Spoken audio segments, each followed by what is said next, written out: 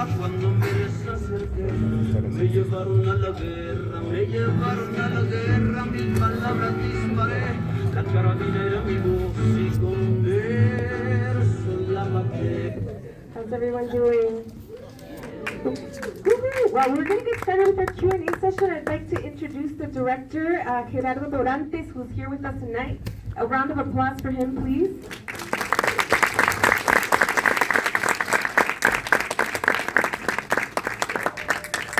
I have a couple of questions for him, and then I'm going to open it up for everybody else. We're going to conduct this Q&A in English, because we don't have a translator. But you're okay with all English like that? Okay. Okay. So this film opens with a beautiful Ramuri proverb. When you run on the land and with the land, you can run forever.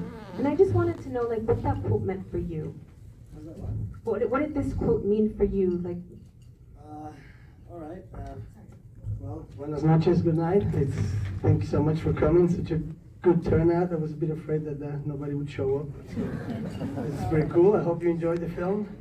It was, thank you so much. Thank you so much. It really means a lot to me. Really honored. Well, you know, I'll try to tell you a bit of a few stories about how it was made, because it was very difficult, as you could see. Security-wise, we filmed through the pandemic as well, and so that was very complicated, because, you know, we could sort of run out of money. If somebody got sick, you had to stop for a couple of weeks, and you had to keep paying everybody still, you know, so your budget could just run away like that. And so, but at the end, we managed to do it. Nobody got sick, and we got the film done. Nobody died in the making. And so it was good. I mean, well, coming back to your question, I think the deep side of it, the true meaning of it, is how these marvelous communities sort of relate to the running. You know, they've been chased throughout history, first by the Spanish colonizers, then by the misioneros that try to sort of bring Catholicism, and then even the American bounty hunters, because they have the same sort of sculpt than the Apaches or the Redskins or stuff, but they were a lot more peaceful. So they used to cross the border, kill them, and take out their, how do you call it, their scalps, you know, and bring them back and sell them in the States. So these people have been chased throughout his whole history. So they have retrieved into the Sierra, which is the mountains where you saw, which is a very rough terrain. It's 10 times bigger than the Great Canyon, so you can imagine the size of it. And they're very introspective, introverted, and they sort of live very separate from each other. And sometimes they have to walk for hours to go to school or to go to a medical center and stuff. So their relationship with the land and with the geographics where they live, that sort of gives them this full-on stamina that makes them run, or that allows them to run for like hours. Even like, you know, lately they've sort of started coming out to races around the world, ultra marathons and stuff. I don't know if there's runners in here or ultra marathons. There you go. So cool. So you know what it means to run those kind of distances. There's races that go up for 250 kilometers, which means 30 hours of running, and with non-stop, and in these sandals, which are really tough. You know, they're like, you know, sole is like a piece of tire, and then they got these ropes, leather ropes, really tough. So, you know, in order for them to run 30 hours non-stop, one with the poor sort of food that they have, they only eat like rice, corn, beans and stuff. So in order to, I'm coming back to your question.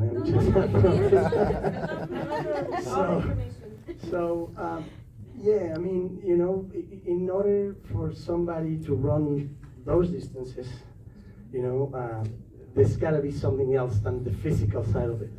You know, there's the spiritual side of it, very intense, that sort of allows them to become these kind of superheroes, right? And then, true story, what you just saw, you know, the drug cartels realize that they have this fantastic ability to run these distances, and they, you know, hire them as mules hire them. You know, and so that's very ironic how they're very special talent. That's what makes them a target for the bad guys, right? Thank you. I got one more question, and then, you know, I hope you guys are thinking of yours. I'll come back to you. You have some beautiful takes of the mountain view. And were you in Raramuri territory when you were filming this? And tell me about any challenges you might have faced, like filming at your location. Well, we were at Raramuri territory, and we were at NARC territory as well. So, you know, it makes it really full on. Yes. The terrain, it's you know, there's books that relate stories about the Sierra Tarahumara, that they say that you know when you come in, but you never know when you're gonna come out. So there's certain mysticism to it, and you know, because of the Indians sort of been retiring, like for the reasons that I just explained you, it makes it so it's like a safe haven for them, because it's so rough, so tough. There's like there's a few words in English that's you're gonna have to excuse me. It's like como barrancos, so they're very Like steep. steep. Exactly, thank you. Steep, and they're very strong, extreme weather as well. You know, we're filming at 45 degrees at the desert, for example, and so it was a full-on adventure. What you saw on the screen, it was like that. You know, to film it, it was a full-on adventure. And where all the crew had to come together. You know, the good thing about these projects that are so out of the ordinary, for example, or like are out of the cities, or like they're not in typical terrains, it just becomes a really strong crew. You know, they becomes a family where everybody's looking after each other, because, you know, if somebody's carrying like a box of lenses and he falls, he can just die, you know. Yeah.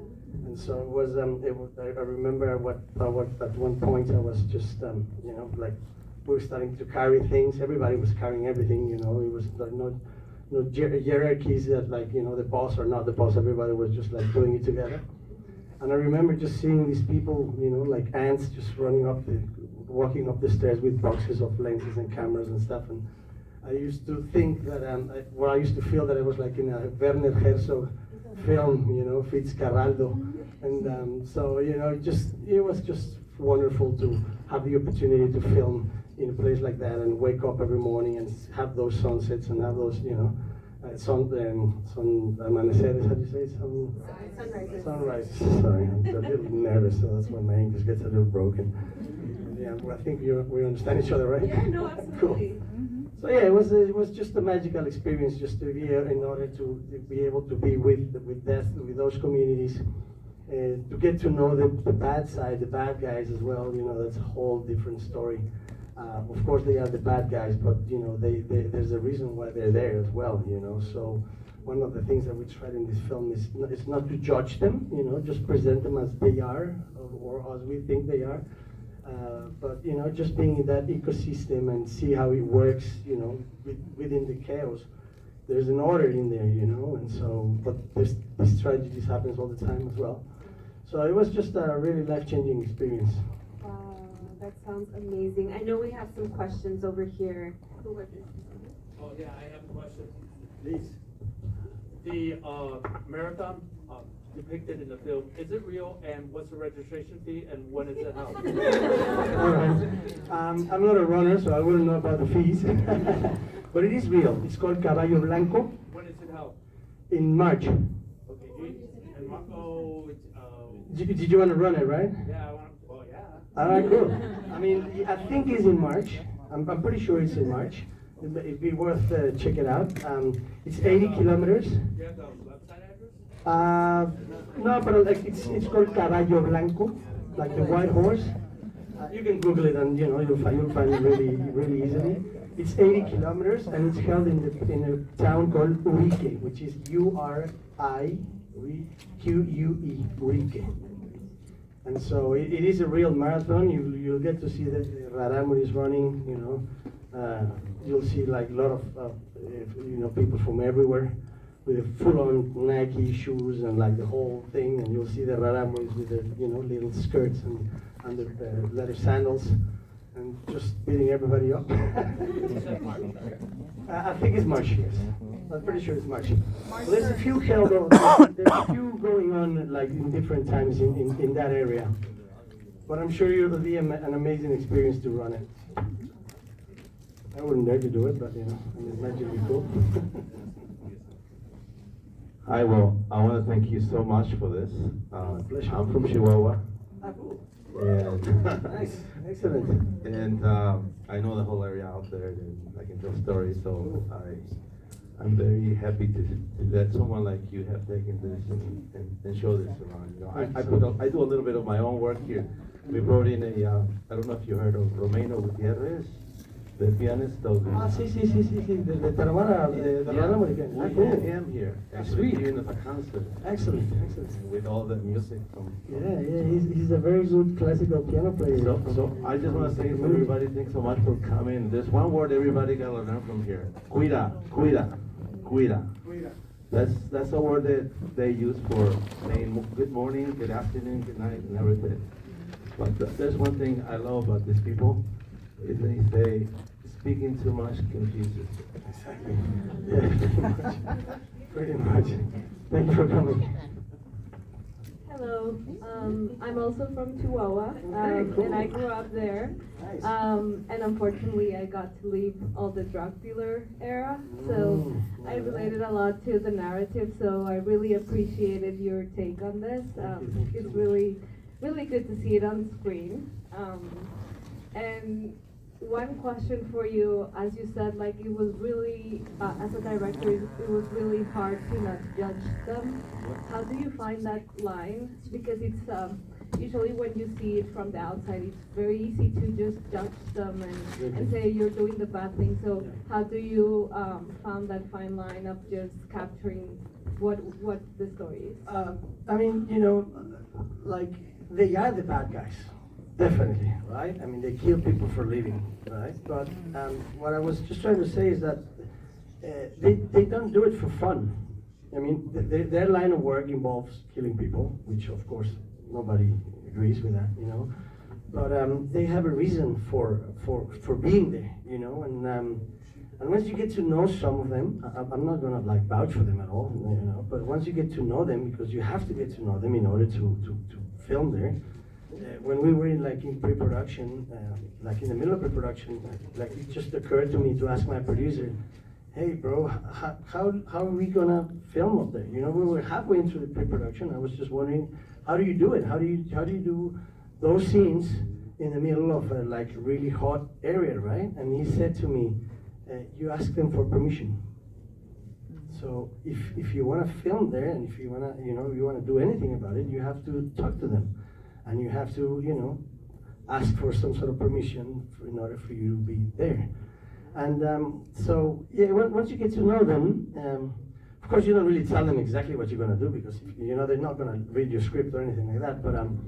But you sort of you started. Once you're there for a while, you realize that there's an ecosystem there that it has a reason for there to be there, and it works a certain way, and sometimes they do the job that the governments don't do. They bring electricity, it's not something that I agree, of course, but they do it, and that's why some of the communities really love them. Not so much anymore, but like back in the 90s, in Pablo Escobar, for example, in Colombia, and all that stuff, he was doing a bit of a social work as well, And I'm not doing this to defend him at all, like I've had my share of trouble with him, and so, but what I'm saying is, so as a filmmaker, of course it's your point of view, of course it's just your vision, it's how you perceive them, right?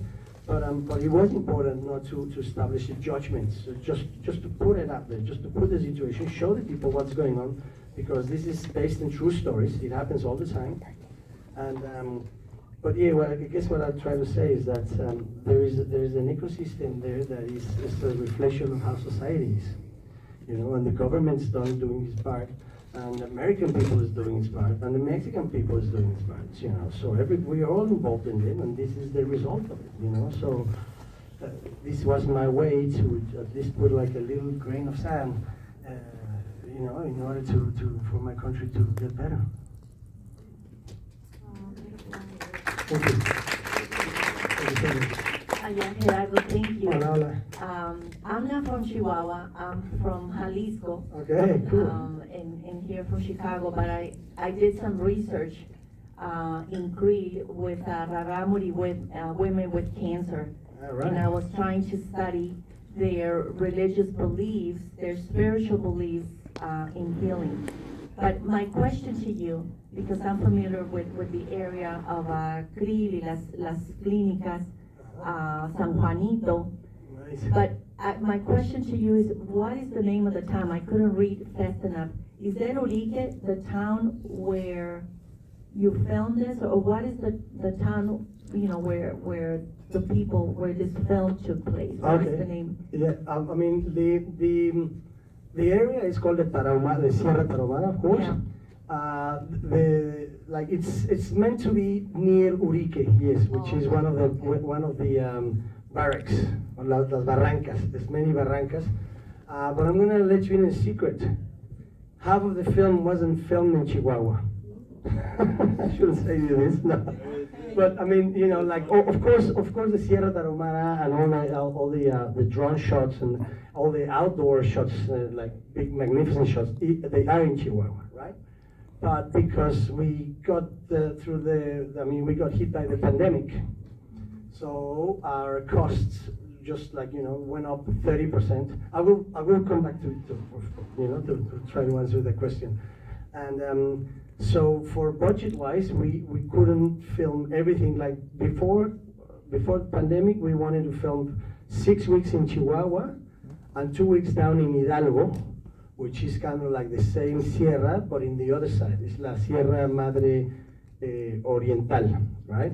And they have similar formations, a lot smaller, of course, but they have similar formations.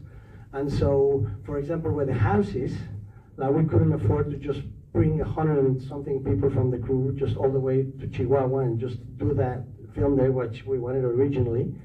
And so we had to bring scenes back down. We wanted to film 6 weeks over there and 2 weeks just for the violence part, the action, because you cannot drive around those vans and do shootouts in Chihuahua. You can, and so in this side of the mountains is a lot more, safe. So we wanted to do 6 weeks and 2 weeks, but we started bringing weeks down because of the pandemic as well, and so we ended up filming 5 weeks down in Hidalgo and only 3 weeks in Chihuahua.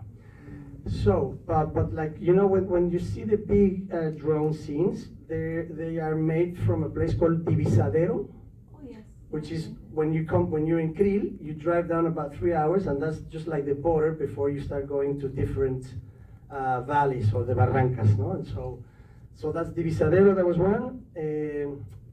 We wanted to film in Patopilas, all the way down south, but we didn't do that. And so the story is meant to be around Urique, which is one of the barracks. But we filmed a little bit everywhere, where all the town. The town where the first race takes place. That's a place called San Juan de Majimachi. And but it's funny because the further the communities are from society, from like urban centers or towns or society, the purer they are. They still wear their dresses and they still do their dances and they're still very authentic in that regard. But the closer they are to towns, the more malicious they become as well, because this is what happens. They're very close to the drug dealing scene. So they see it as a way to make money, and because if they see these guys, and the media is very responsible for that, for doing this apology of the drug cartels and all these movies and or glorifying them, and so. When a kid that has no opportunities, that doesn't want to work the field like his grandfather did, and they see this other way to make money, and they see the drug lords or whatever with their big trucks and with their big guns and nice dress, nice clothes and everything. So it is very tempting for them. So in order to achieve those scenes, we brought like a different community from down south from Batopilas, into the town where close to Krill, and so these guys don't live where we filmed it. So it's the power of cinema, I guess. Thank you. I hope I answered your question. How did you pick up the people to do this movie? What was the? I'm sorry. Yeah, I mean, like you really need to. There's a lot of work, like desk work, before you get there. You have to get in touch with the government, which they didn't really help us that much. But yeah, no. I mean, like the Chihuahuan government didn't put a cent for the film. What year was that film? I think it was 2021.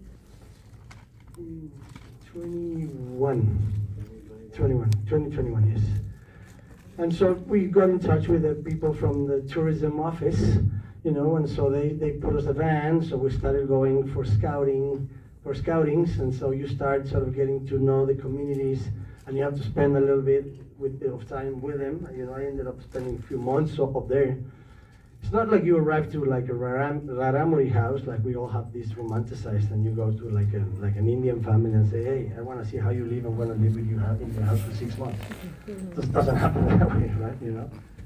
So you need to see how, you need to work out how you're going to earn their trust, how you're going to get to know them, to understand them, the way they live, the way they talk, because they do have a very different cosmovision, right? And so, and that made it very interesting, to get to know, because they're really still, like they were a few hundred years back, especially the old people, the young ones, like these ones, they live in a global world as well. So I got to see these couple of Indian girls that were walking about 6 hours from their town into the main town where the parties, or like the bad guys parties happen, and as soon as they got to the town, they went into a corner on the public square and connect their smartphones, because and they could get internet in town as well. So when you think about teenagers, they're not that different anywhere in the world. They have the same inquietudes, they have the same interest, and they have access to internet. So I don't know if that girl, I didn't want to come up and ask her what she was watching, but she could have been watching the Kardashians, for example. And so I think that's a good, it's a good way to demystify what happens to them, because they do have interest, they do have ambitions.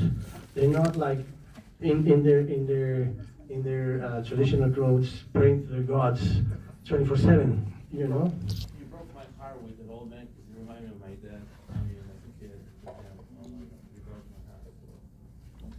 Well, appreciate that, man. Do we have any more questions from the audience? No, thank you. No?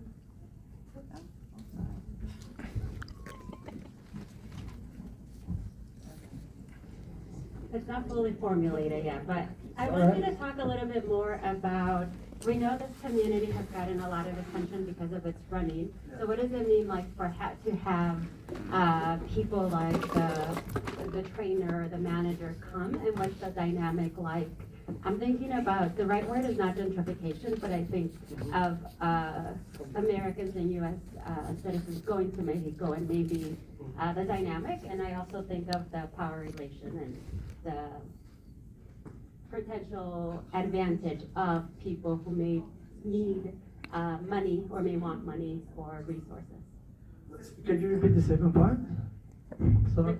Sí, esa es la parte que dije que todavía no lo he formulado, pero estoy interesada en la dinámica de las personas que vienen que van de los Estados Unidos a trabajar o a colaborar con corredores, y cómo es esa dinámica, y también creo que asumo cierta ventaja o toma de ventaja que se puede llevar por las diferentes power relations, las dinámicas de poder. I mean, the Raramuris have been running for centuries. They've run all their life, For celebration, they do their own competitions, like you saw the one that they throw the ball around. That is a real thing they do. I mean, in the film, it lasts like 5 minutes, but in real life, it lasts 3 days. They just run until one team goes, that's it, we're tired now. after 3 days of running. You know, and so they've been running for a long time for religion, for cultura, etc. But it is a true story that he was an American trainer that came for the first time in this book, Born to Run. I mean, that's a really good book. I mean, because it sort of tells stories about the first American trainers that came down to Mexico and realized the potential these guys have, and they started inviting them into running. That's true story. I mean, the American is there because, you know, it could have been any like Mexican or whatever, but it is well known that American trainers come down and scout talent within the Raramuis, right? I think it's a good thing, you know, because they've given them a chance to make a living out of it as well. You know, I mean, we could judge it in that sense, like they're taking advantage of them. I don't know how the deals work out, you know, but nobody, I think nobody fucks more a Mexican than another Mexican. So, you know, like I've heard stories about runners that they have sponsors and stuff, or managers, local managers, and they end up like ripping them off as well. So I wouldn't say that the Americans come down and rip them off. I don't think it's the case necessarily, or more than any other trainer would do. So I think it's balanced. I mean, the Raramuris don't see them as bad guys, you know. Sometimes they recognize the good trainers, and sometimes they wanna, you know, get hired by them or get, you know, trained by them. I guess there's a bit of everything, you know, depending the situation. But I don't think there is a particular sort of taking of advantage. I mean, I'm sure it is in some cases, but not necessarily. It's not like a common thing, I would say, from my point of view. I'm not. And a funny thing, one of the bigger, the most important runners, the real runners, is sponsored by the military. So the military gives them money every month just to go for running. Not the Athletic Commission of Mexico. The military, go figure. You know, it's strange. So I guess any chance these people have to earn an honest living, it's a welcome one. You know, so they don't have to run drugs for the bad guys.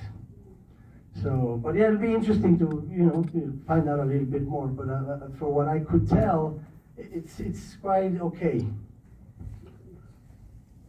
Did I answer the question? Mm-hmm. Sí, más o menos. Okay, cool. More questions from the audience?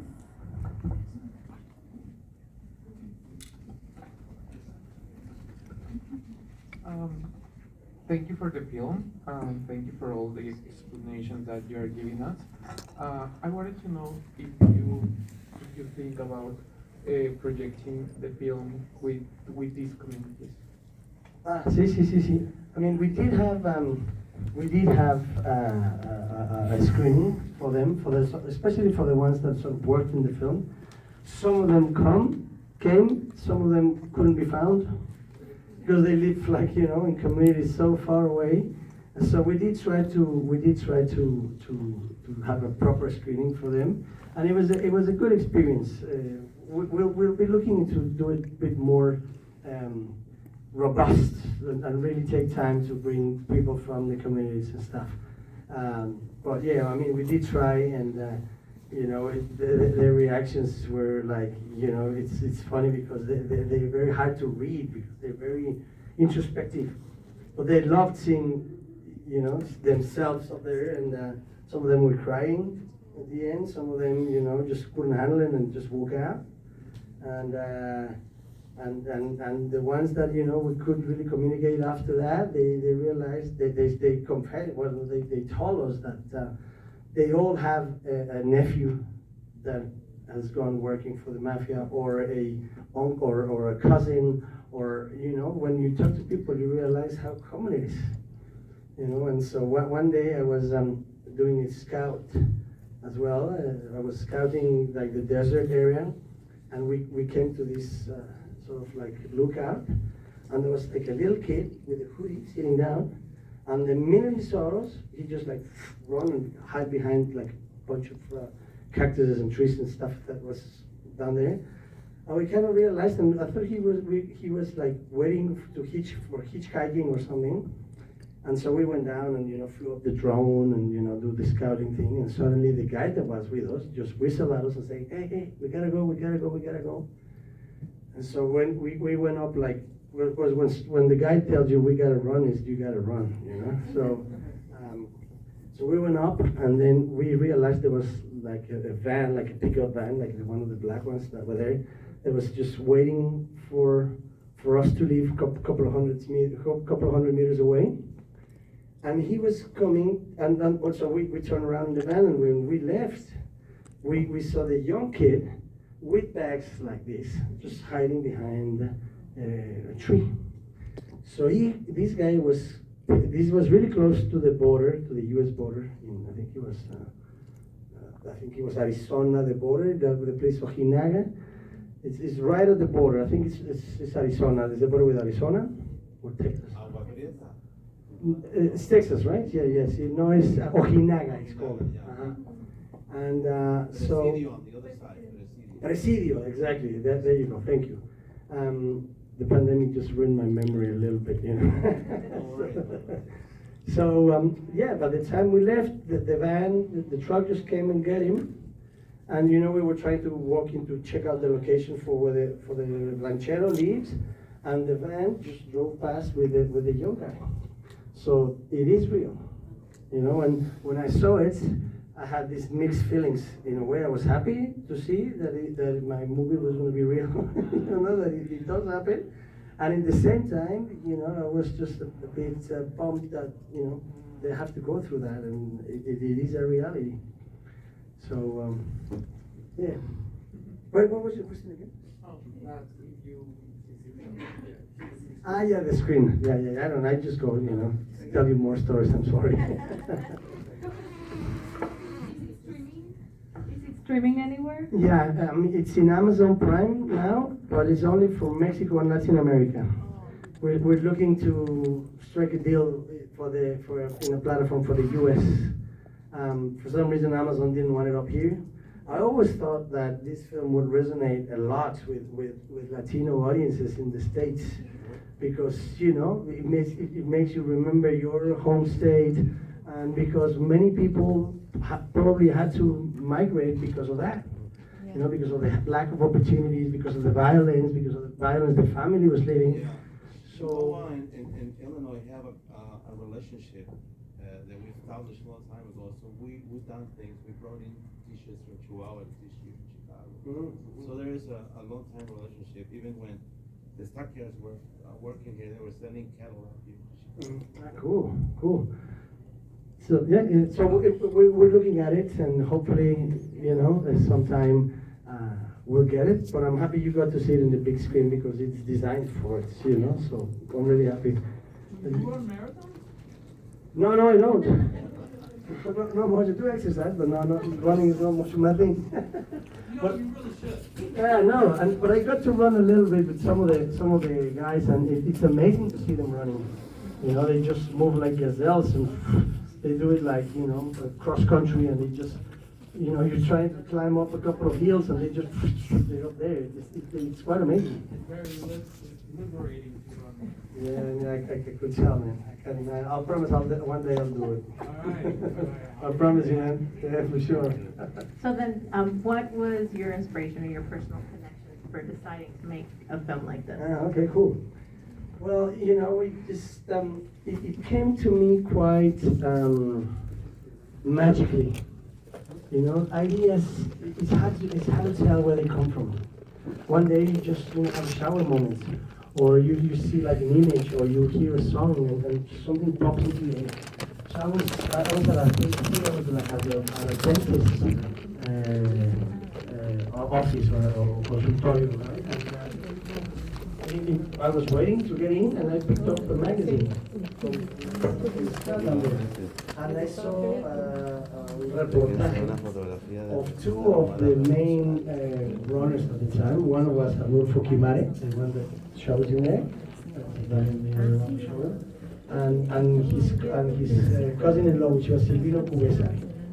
So it was an article about how amazing these runners were, right? So I thought, okay, like, because of Raramuri, they're not very that well known community in Mexico, as Huicholes, for example, or other communities that are kind of a bit more well known.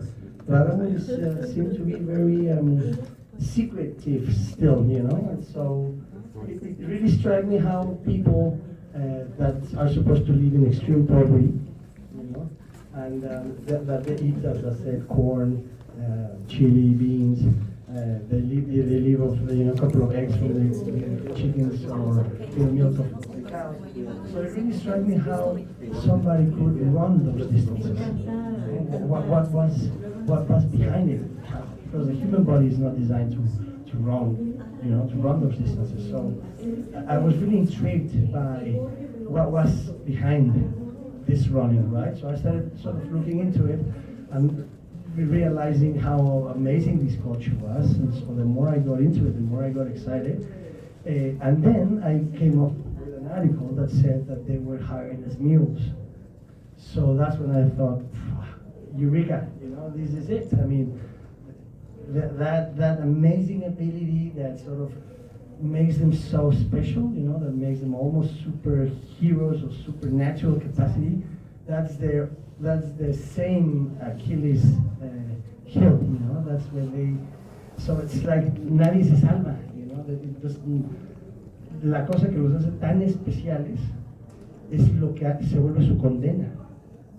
And so that's when I said, that is a story worth telling, And then you start looking into and like reading more into it, and then you realize that everybody's got a cousin, everybody's got a nephew that have been, there's a lot of people that have to be expelled from their towns as well because of the drug cartels, and so it was like a natural thriller right there, right? So I like social content, real social content, not and so yeah, it really struck me. The story just came alive like that. We are sadly out of time for a Q&A, but you can continue to talk to the director in the bar if you want to, buy him a drink. But don't forget to vote. Don't forget to vote, please.